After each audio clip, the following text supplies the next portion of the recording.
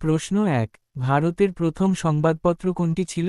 A. Samachar Darpan, B. The Bengal Gazette, C. Indian Mirror, D. Hindu Patriot. সঠিক উত্তর B. The Bengal Gazette. পরের প্রশ্ন, প্রশ্ন ২, দ্য বেঙ্গল গেজেট সংবাদপত্রটির সম্পাদক কে ছিলেন? A. Raja Rammohan Roy, B. James Augustus Hicky, C. Ishwarchandra Gupta, D. Harishchandra Mukhopadhyay. সঠিক উত্তর বি. James Augustus Hicky. পরের প্রশ্ন, প্রশ্ন ৩, বাংলার প্রথম বাংলা ভাষার সংবাদপত্র কোনটি ছিল? A. Samachar Darpan, B. Samachar Chandrika, C. Bangadoot, D. Hindu Patriot. সঠিক উত্তর এ. সমাচার দর্পণ। পরের প্রশ্ন, প্রশ্ন ৪, হিন্দু প্যাট্রিয়ট পত্রিকার সম্পাদক কে ছিলেন? এ. ঈশ্বরচন্দ্র বিদ্যাসাগর, বি.